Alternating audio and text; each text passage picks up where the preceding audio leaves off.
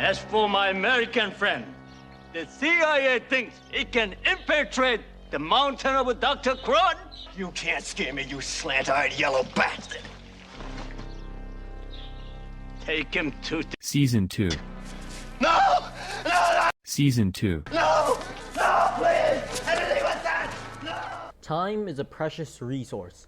There have been moments where we have wasted our precious resource on efforts that ultimately meant nothing.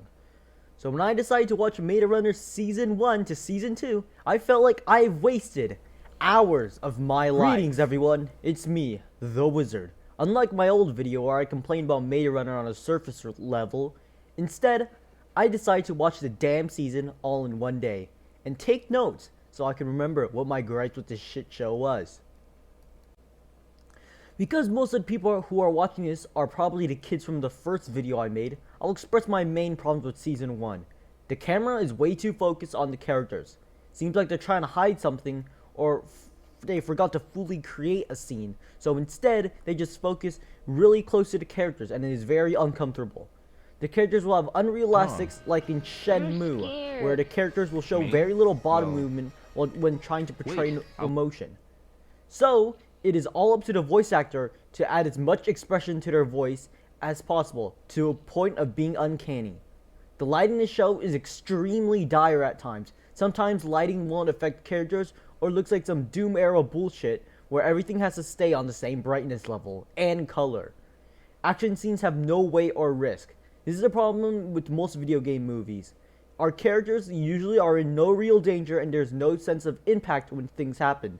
I usually just skip over these action scenes because they hold no weight, no risk, and no enjoyment. And my final problem. Certain aspects are not fleshed out. TazCorp is the main antagonistic force throughout the city. In episode 4, we are shown that with their corporate powers, they were able to call off police officers.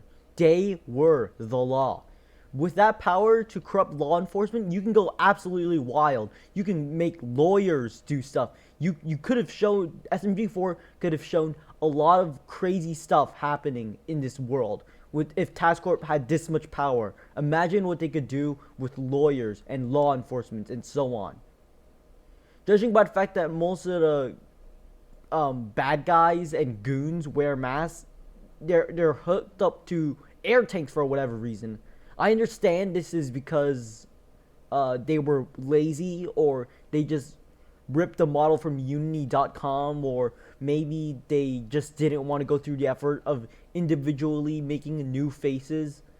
But you could do something with this mask concept. Like maybe the workers are fueled by drugs. That's the only reason why they work at TazCorp. So they're just like hooked up to this machine that is like keeping them like high constantly. So that's why they never talk or speak, because they're paranoid, or you could go crazy with this concept. Like I said, I want to talk about Lux. He acts like he was only defending the company, afraid that the huge CEO or the big cheese of the company finds out what he was doing. It would be game over for everyone.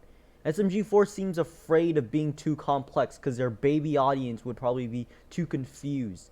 If you want to immerse your audience, you can't just pick a very deep and interesting concept and just use it for one episode. You have to own that concept for the rest of the series and eventually have it be involved in the final picture. The worst example of this concept, this whole not fleshing out your concept mentality, is with the main characters. The goddamn fucking main characters. These are the people we should be rooting for, but their cause is always forgotten and never focused on. Sometimes we'll just forget about it halfway. By the end of Season 1, I wasn't disappointed that Tari and her friends didn't get closure on who they are, or what happened to the friend or whatever. There was just nothing. It took me like 10 seconds to even remember why they were even in that building. And this is not me. This is not because I didn't give a shit about it. I tried to give a shit about this thing this time. And it's just that we don't see that these problems, we don't see them affect our characters. We don't see the blonde girl, like, remember about her sister. We don't see that in Season 1. And it's just, there's wasted potential here, man. This is all just basic writing. You can't just say one thing and just expect your audience to have on board. You have to sell that shit, okay? You gotta sell it, make it like she has like PTSD or some fucking thing, or like she feels guilty because her family, she took a vow to her like dying mother that she promised to protect her sister. It's just so simple, and they just throw this out the window. It feels like they're doing this on purpose. So now we got season 1 out of the way, let's discuss about season 2. Season 2 is the point where it feels like SMG4's team was trying to do something experimental. New uncanny characters, weird anime-esque type techniques, and even worse camera shots for some reason. Honestly, the new character look feels extremely weird and off-putting. It's like watching a show being rebooted in a different art style. The show is trying to be more serious, but it just comes off as like some kid's cartoon.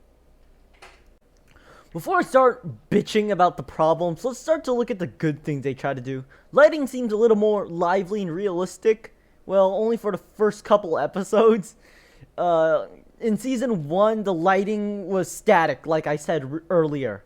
Characters are starting to be a little more fleshed out, but it started to happen by the end of the season, so it feels like they just forgot to do it throughout the entire season. I enjoyed the look of the slums, despite them looking far from being grounded in reality, but I did kind of like it. They tried again to flesh out the world where the characters live. In episode 1, they inferred that gamers that didn't make the cut on Task Corp were forced out against their will. Even though we only saw it for like the first couple seconds, seeing them like scream and cry for a second chance, it was incredible, and it felt like the season was actually going to be good this time. The one-hand paraplegic controller was pretty cool. I like that. That is world building, I guess. The season is more focused on Lamar and friends this time, and Lamar being my favorite character this time because he seems more human than everyone else. He's always willing to sacrifice, and he fails to hide his weird kink fetishes or whatever. And this season only focuses on one task, trying to break Tari out of corporate prison rather than fucking around with little itty bitty training compilations. Now the bad parts. Episodes seem to somehow drag out for 20 minutes. The fictional video games seem to start to lean towards drama TV show characters trying to play video games. And this show has dead obvious foreshadowing. Like, we already know Lamar uses the stupid dating simulator. So when red-haired girl gives Tari the phone saying, "You can't do anything with the dating game," rather than saying, "Hey, Tari has access to the dating game, you know who else uses it," it is instead SMG4 yelling into our ear, "Tari's gonna use the dating game to blah, blah, blah, Lamar and friends and whatever." And this is the only use of foreshadowing, and they completely fail again. And this leads to my next point. Medarunner will randomly use different storytelling techniques and weird visual effects, like the anime square sliding thing to show shock or multiple factors in an instance, and it just comes out of nowhere, and it feels weird. For some reason, they started doing the whole, since they're starting to do this anime-like thing, since most of their fan base is like a bunch of weeb incel losers. It's just a bunch of animes like,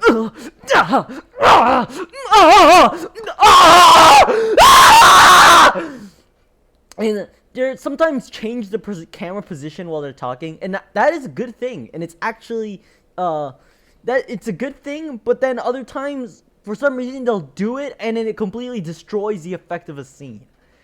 Maid Runner seems it's trying to be a serious anime thing with a funny moments, but it comes off as a child fantasy wacky comic with no funny moments.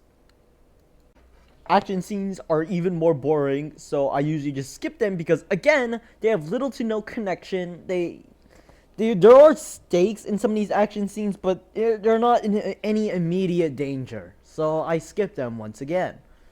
Some of the plot points are horribly presented. Let's take the huge plot twist at the end. Turns out they were doing some AI-human crossover, the Illuminate One experiment, and Tari is the product of that. Now, throughout the entire story, we are led to believe that Tari is able to enter games because of Minecraft stupid plot convenience. So apparently SMG4 expected us to treat the series like it was grounded in reality. Okay, that is fucking stupid. Floating cars, floating robots, unrealistic comic book-like themes. What would make us conclude this was gonna be some kind of Deus Ex realistic reveal, okay? If this was grounded in reality, it would have real life parallels. Technology wouldn't be so just like click of a button, holograms, boom, instant, and whatever. They should have made this more grounded. Have politics, have, once again, like I said earlier, if you have a concept, you need to own it, okay? And Meta Runner, for some reason, has a habit of not owning what they have to offer. And it would have, if they did, the AI thing would have been more believable. And also, it would make a little bit more sense. And they could have just said that Tari was the final JC Denton clone, and I would have been just as disappointed and confused.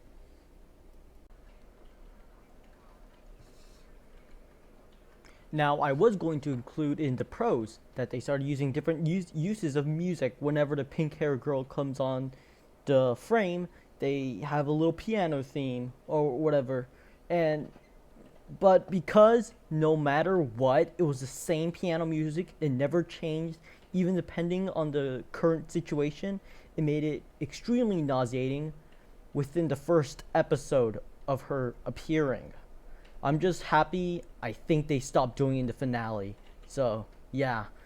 I am grateful they didn't do that for the rest of the characters.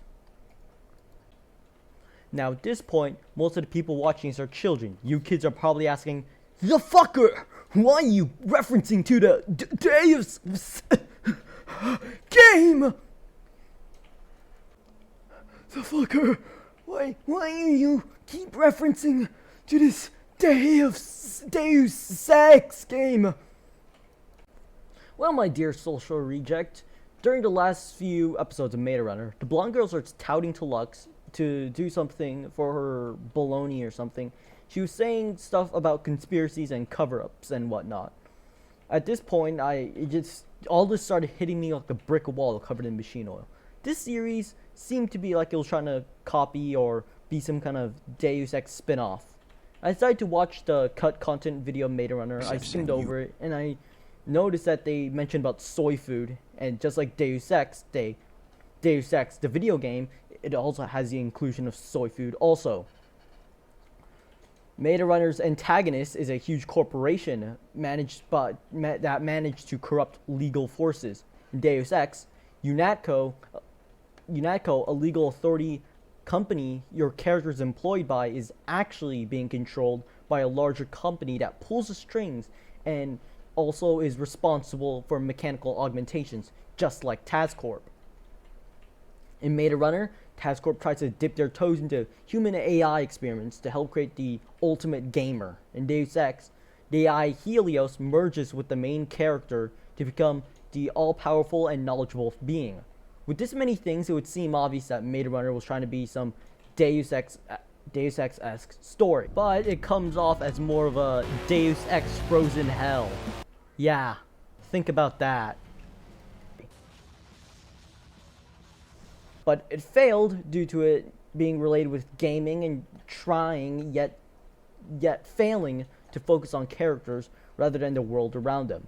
The main problem with Meta Runner is that it's no longer about Mario smoking weed or Luigi becoming a victim of rape and domestic abuse. The true problem was that it wanted to turn itself into a serious and grounded stories about characters trying to solve a bigger mystery than them. But due to its shortcomings and attempt to grab the attention of the young demographic, Meta Runner seems like it will never achieve what it truly wanted to be. Most of the scenes can be skipped without consequence. Anything that can move the plot forward is horribly executed, and a constant shift in visuals makes the story seem disjointed and almost unimportant. That's why I rate Meta Runner Season 2 a 4 out of 10. At least it's not Meta Runner 1. Thanks to the 32 subscribers who are still watching my subpar content. It's pretty cool to see what people like to hear me ramble. I would also like to thank the few commenters on my old Meta Runner video who gave me actual criticism. It's really important to know why people don't like my content and what I can do to make it more watchable. Special thanks to Filmora9 for making the neat effects possible. This video is not sponsored. No thanks to DaVinci Resolve. You have wasted 2 hours of my life and you still don't work. And no thanks to OpenShot. You take 10 minutes to boot up and you still stutter and completely crash on me for no reason. And no thanks to RoomChan. Your days are numbered, you dumb bitch. Thanks to everyone else for watching, and remember to have fun on the internet.